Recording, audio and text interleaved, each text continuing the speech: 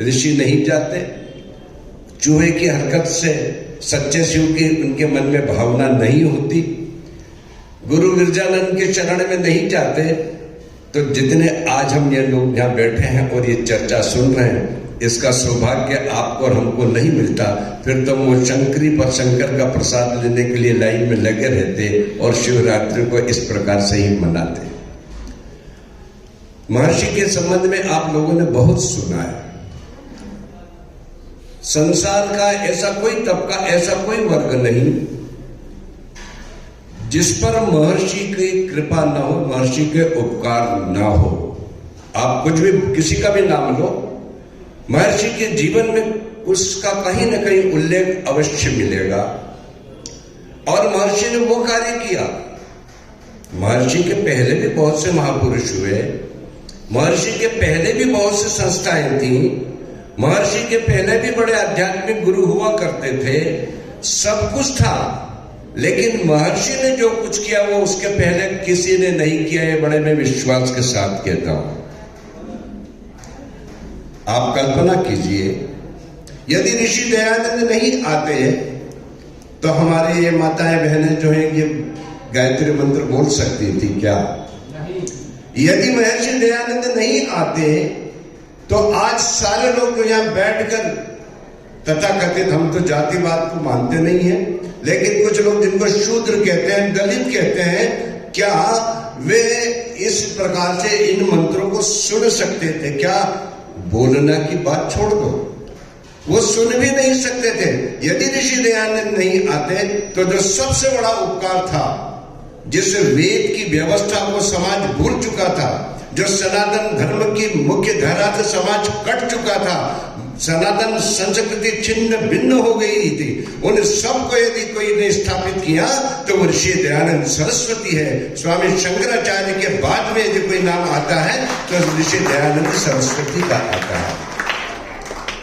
उनके उस कल्याण का तो उनका तो कल्याण हुआ ही, लेकिन उसके साथ में आज हम जिस मार्ग पर चल रहे हैं, इस मार्ग से मैं कई लोगों से जब चर्चा करता हूं, कभी कभी जब चंदा लेने की बातचीत होती है या आज समाज में शतांश की बातचीत होती है, तो मैं उनसे एक बात करता हूं कि जरा कभी विचार करके ये तो देखो कि स्वामी दयानंद ने तुम्हें कितनी प्रकार की बातों से, चाहे वो समाज से जुड़ी हो, चाहे वो मानसिकता से जुड़ी हो, चाहे वो आर्थिक रूप से जुड़ी हो, कितना आपको सुरक्षित कर दिया।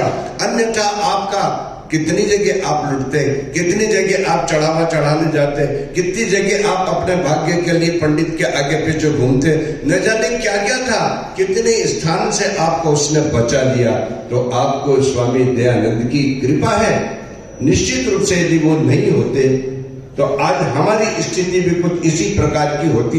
हम भी भटका में घूमते, हम भी उस चौराहे पर खड़े रहते कि जहां से कई रास्ते जा निकल रहे हैं, लेकिन सही रास्ता कौन सा है, इसमें हमारा सुबह से शाम हो जाती, हम पहुंच ही नहीं पाते कि कौन सा हमारा गंतव्य स्थान होना चाहिए। उस ऋषि की हम पर कृपा तो है, किंतु उसको तो ज्ञान हुआ, उसको तो बोध हुआ। मैं थोड़ी सी घर की चर्चा आप लोगों से करना चाहता हूं कि ऋषि को जो बोध हुआ और उससे उन्होंने हमें बोध प्रदान किया, उस बोध को हमें हमारे तक पहुंचाया, लेकिन हम क्या कर रहे हैं? ऋषि बोधोत्सव मनाने से ही इसकी सफलता है क्या? ऋषि के बारे में यदि विचार करना है, देखिए, किसी वस्तु का, किसी विचार का, किसी स्थान का जिसका हम उपयोग सामान्य रूप से कर रहे हैं और अपने दिनचर्या चला रहे हैं, इसका सही मूल्यांकन कब होगा? इस व्यवस्था को, उस विचार को, उस स्थान को, उस वस्तु को थोड़ा हटा दो जिसका उपयोग आज आप कर रहे हैं, उसको थोड़े समय के लिए हटा दो, तब आपको मालूम पड़ेगा कि उसके अभाव में हमें कितना, हम कहां खड़े होते। कल्पना करो 1850 के आसपास की क्या स्थिति थी, आप लोग सब जानते हैं। आचार्य जी ने जिस प्रकार से रात में भी कहा, अभी भी कहा कि जब ऋषि आए, जब हाथ से हाथ दिखाई नहीं देता था, हम इतने अंधकार में डूबे हुए थे, हम धर्म और मजहब के अंतर को नहीं समझ पा रहे थे। हम सामाजिक व्यवस्था से हम भटक चुके थे। न जाने कितने प्रकार की कुरीतियां लोग कहते हैं आज भी कि भाई वो तो रीति रिवाज को मानना चाहिए। तो मैं कहता हूं भाई रीति रिवाज में तो सती प्रथा भी थी, उसको भी अपने परिवार में चालू कर दो। महर्षि ने उन कुरीतियों का खंडन बड़ी शक्ति से किया। इसका ही परिणाम क्या हुआ, आप इतिहास उठाकर देखो। केवल सुकरात की एक बात समझ में आती है जिसको जहर दिया, बाकी दुनिया के किसी व्यक्ति का इतना विरोध नहीं हुआ जितना महर्षि दयानंद का हुआ। ऐसा क्यों हुआ? इसलिए हुआ कि आप किसी ऐसे शहर में चले जाओ, ऐसे मोहल्ले में चले जाओ कि जहां पर 100% लोग शराबी हो, और आप वहां जाकर कहने लगो भाई शराब पीना कोई अच्छी बात थोड़ी है, तो बताओ वो 100% लोग आपके मित्र होंगे या आपके दुश्मन हो जाएंगे? वो आपके दुश्मन है। आप ठीक बात कह रहे हैं तो भी आपके दुश्मन होंगे। बस ठीक यही बात थी। महर्षि दयानंद ने सत्य का अपना वो किया। यदि महर्षि दयानंद, देखिए असत्य की कोई सीमा नहीं है, कितना भी उसको कितनी भी उसमें बढ़ोतरी कर सकते हो, कितने ही गुना बढ़ा सकते हो, लेकिन सत्य में जरा सा भी मिश्रण होता है तो सत्य अपनी गरिमा और अस्तित्व समाप्त कर देता है। वो सत्य सत्य नहीं रहता है।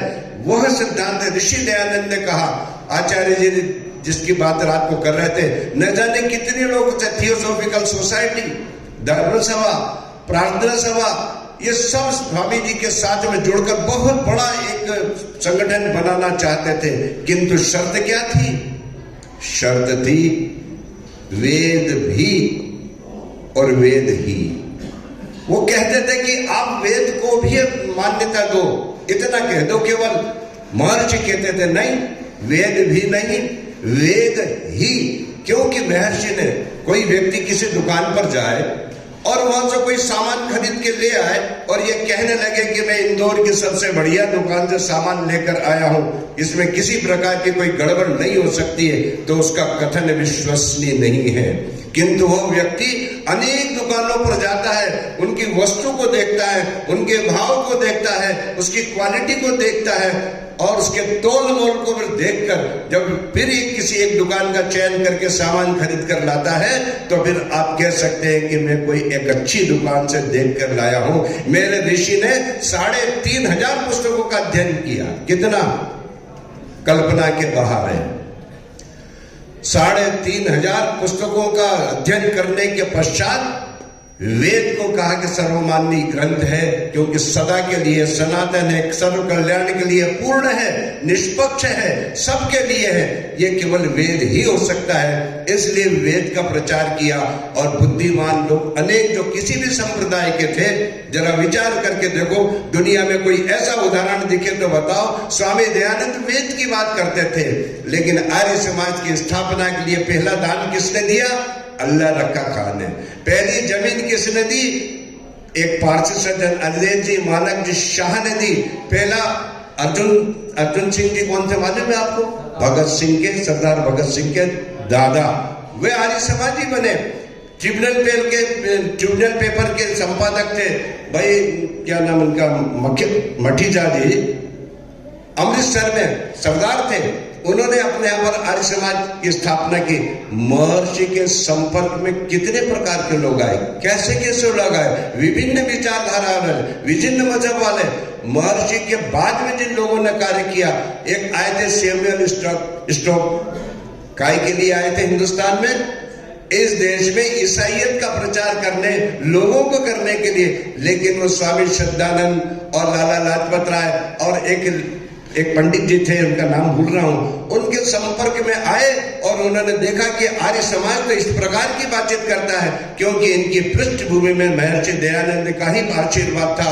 वो सत्यानंद बन चुके। कितना परिवर्तन! महर्षि दयानंद की अनेक उपलब्धियां हैं, और उस उपलब्धि यदि आज मैंने कहा कि कभी उसका अभाव हटाओ, तो आप जरा विचार करो। गुरुकुल परंपरा समाप्त हो गई थी, ऋषि नहीं आते तो फिर से गुरुकुल प्रारंभ कहां से होते? स्त्रियों को पढ़ने की कोई व्यवस्था नहीं थी। यदि महर्षि नहीं होते तो श्रद्धानंद जी के जो साले थे लाला जी, उन्होंने पहला गुरुकुल खोला। पहली यदि किसी ने गौशाला प्रारंभ की तो ऋषि दयानंद ने प्रारंभ की। पंजाब नेशनल बैंक, इस देश में सारी कंपनियां जो थी विदेशियों की थी, लेकिन पंजाब नेशनल की बैंक की स्थापना किसी ऋषि के शिष्यों ने की। उस समय में कॉन्वेंट और उसकी इतनी व्यवस्था थी, इतनी तेजी से चल रही थी, अंग्रेजी की परीक्षा और अंग्रेजी का प्रभाव हो रहा था। उसके लिए स्वामी जी के ही जो शिष्य थे जिन्होंने डीएवी दयानंद एंग्लो विद्यालय की स्थापना की। आज जिसके 40 लाख विद्यार्थी हैं। ऐसे अनेक कार्य हैं जो ऋषि नहीं होते तो उसके पहले वो नहीं होते।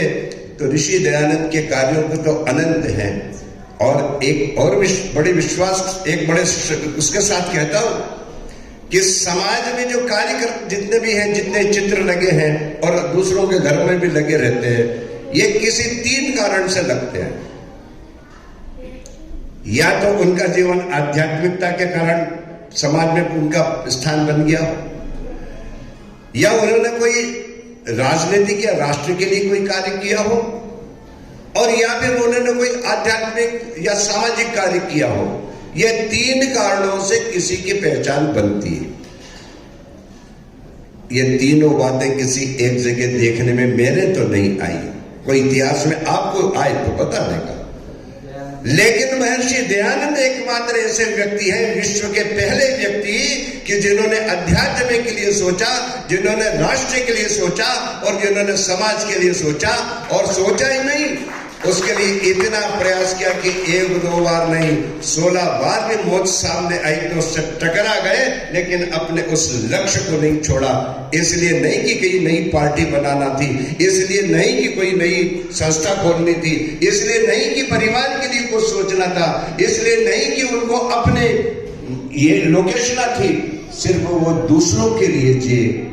एक कभी अंत में 4-6-8 लाइन का एक गीत लिखा, उसमें आएगा वो दूसरों के लिए जिए और दूसरों के लिए मेरे ऐसे ऋषि के हम शिष्य हैं।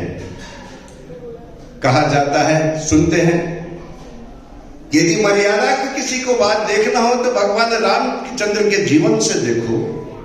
यदि बुद्धिमत्ता और चतुराई की बात देखना हो तो योगीराज कृष्ण के जीवन से देखो। यदि इस राष्ट्र भक्ति की बात देखना है तो महाराणा प्रताप के जीवन से देखो। और यदि त्याग की भावना देखना है तो गुरु गोविंद सिंह से देखो। लेकिन चारों बातें यदि एक स्थान पर देखना है तो ऋषि दयानंद के जीवन से देखो। चारों चीजें एक साथ हो जाएंगी। ऐसे अद्भुत व्यक्ति के, ऐसे अद्भुत व्यक्ति, उनके जीवन की कितनी घटनाएं ऐसी हैं। मैं इसलिए उनका चर्चा करना चाहता हूं कि हम ऐसे गुरु के शिष्य हैं कि विपरीत परिस्थिति में भी काम इतना, मतलब कि समाज की कोई उनको बाधाएं रोक नहीं सकती। और निरंतर बाधा होने के पश्चात भी वे अपने उस लक्ष्य से डिगे नहीं, अपितु निरंतर बढ़ते चले गए। इसलिए किसी ने लिखा कि आर्यों को ये मुसीबतें हैरान कर दें, ऐसा नहीं है। आर्य तो वो होते हैं जो मुसीबतों को वीरान कर देते हैं। तो आज हम जिस स्थिति में हैं, यहां पर जिस कार्य के लिए हम यहाँ इकट्ठे हुए हैं, ऋषि के प्रति हमारे वो भाव होना चाहिए। उनके बलिदान का, उनके कार्यों का संसार ने कितना मूल्यांकन किया है छोड़ दो, लेकिन हम ऋषि भक्त कहलाते हैं, आर्य समाज के सदस्य कहलाते हैं, आर्य समाज के अनुयायी हैं। वे ऋषि के उस बलिदान को कितना ध्यान दे रहे हैं, कितना उसके लिए कर रहे हैं, ये एक चिंतन की बात है। ऋषि दयानंद ना होते तो आज अनेक बातें हैं। ये स्वतंत्रता की बात आप सोच सकते थे क्या? कांग्रेस ने पहली बार देश स्वतंत्रता की बात कब चालू की मालूम है आपको? 1914 में। वर्ष 1914 में पहली बार कांग्रेस कमेटी में प्रस्ताव आया कि देश को स्वतंत्रता करने के लिए कुछ प्रयास करना चाहिए। और ऋषि का योगदान 1855 में लक्ष्मीबाई महर्षि दयानंद से गंगाबाई के साथ में जो थी, उनके जाकर स्वामी जी से मिलती हैं और अंग्रेजों से लड़ने के लिए उस समय वो हतोत्साहित हो रही थी, लेकिन ऋषि दयानंद से मिली और ऋषि दयानंद ने उन्हें प्रोत्साहित किया, उन्हें मार्गदर्शन दिया। उसके बाद में फिर एक क्रांतिकारी थे, वो पहुंचे थे, ऋषि दयानंद ने उनको भी साहस दिया, एक मार्ग दिखाया। रात्रि में आचार्य जी एक बात कर रहे थे कि जब 1857 की मंगल पांडे की वो क्रांति वाली बात फेल हो गई, उस समय विक्टोरिया की ओर से एक फरमान निकला, रात को आचार्य जी ने बोला था वहां, और वो फरमान में ये कहा था देश के लिए बड़ी बड़ी उपलब्धियां, जैसे आप देख रहे हैं अभी जब तक हमारे यहाँ पर अभी ये प्रतिबंध नहीं लगता तब तक घोषणाएं हो रही है। आज ये घोषणा हो गई कि बंगाल में रामनवमी की छुट्टी हो गई। इसके पहले तो रामनवमी के ऊपर पत्थर चलते थे, वहां पर विवाद होता था, लेकिन आज वहां घोषणा कर दी बंगाल की सरकार ने कि रामनवमी पर छुट्टी रहेगी। तो इस प्रकार की घोषणा हो गई। और हमारे यहाँ की जनता बड़ी सीधी सादी है, ये इतनी सीधी सादी है कि किसी छोटा बच्चा होता है ना, अब उसके सामने एक तो रख दो 500 की नोट और एक टॉफी रख दो, चॉकलेट रख दो, वो किसको लेगा? वो टॉफी को लेके 500 की नोट छोड़ देता है। हमारे यहाँ की देश की जनता भी अध्यात्म की दृष्टि से हो, चाहे राष्ट्र और सामाजिक दृष्टि से हो, हमारे यहाँ पर भी ऐसे ही हम कुछ थोड़ा प्राप्त करने के लिए बड़ा त्याग देते हैं। तो इसी प्रकार जब घोषणा हुई, महर्षि समझ गए कि ये तो बड़ा गलत है। मैं ये कह रहा था कि जो घोषणा की थी आचार्य जी, कलकत्ता में आप जब विक्टोरिया हाउस बना हुआ है, विक्टोरिया, जब उसमें आप जाएंगे तो फर्स्ट, सेकंड और थर्ड जो उसमें गेट है, उसमें राइट हैंड पर, दाहिने हाथ पर ठीक वही बात लिखी हुई है जो आप जिसकी बात कर रहे थे, उस बात का उल्लेख उसमें है। जब आप कोई कलकत्ता जाओ तो विक्टोरिया हाउस है, उसको देखने जाना, उसमें जब अंदर जाएंगे तो 1, 2, तीसरा जो आएगा दरवाजा, उसके दाहिने हाथ के ऊपर लिखा हुआ काले पत्थर के ऊपर कि उस समय उन्होंने भारत के लोगों को क्या घोषणा की थी। लेकिन ऋषि दयानंद समझ गए थे कि ये तो चालबाजी है, नकली घोषणा है, लोगों को शांत करने के लिए। कल्पना करो, ऋषि नहीं होते तो श्यामजी कृष्ण वर्मा मिलते, ऋषि नहीं होते तो भगत सिंह मिलते, ऋषि नहीं होते तो पंडित राम प्रसाद बिस्मिल मिलते, ऋषि नहीं होते तो क्या लाला लाजपत राय मिलते, ऋषि नहीं होते तो वीर सावरकर मिलते, ऋषि नहीं होते तो क्या मदनलाल ढींगरा मिलते। अनेक क्रांतिकारी जो थे वो ऋषि की देन थी, इसलिए कि लोगों ने धर्म को केवल अपना अपना समझा रखा था। लेकिन ऋषि का मूल, ऋषि का आधार वेद था, और वेद कहता है राष्ट्र के माता भूमि पुत्र अहम पृथिव्याः, ये भूमि मेरी माँ है, मैं इसका पुत्र हूँ। और इतना ही नहीं कहा है, इसके लिए उन्होंने कहा वयम बलहितस्याम, यदि आवश्यकता पड़ जाए तो मैं अपना बलिदान दे दूं। तो ये थे ऋषि दयानंद, जिनके कारण मैंने पहला शब्द कहा था, यदि ऋषि नहीं होते तो आज हमको इतनी स्वतंत्रता नहीं मिलती, न हम स्वतंत्र देश के नागरिक होते, न हमें वेद को पढ़ने का अधिकार मिलता, न माताओं बहनों को शिक्षा प्राप्त करने का अधिकार मिलता। अनेक प्रकार की बातें ऐसी हैं जो ऋषि ने हमें दी, और यदि वो नहीं होते तो हम फिर उससे वंचित हो जाते। इसलिए हम ऋषि बोधोत्सव तो मनाएं, उनको तो बोध हुआ, लेकिन हमको भी बोध होना चाहिए, तभी ऋषि बोधोत्सव मनाना सार्थक है। आप लोगों ने सुना, बहुत बहुत धन्यवाद।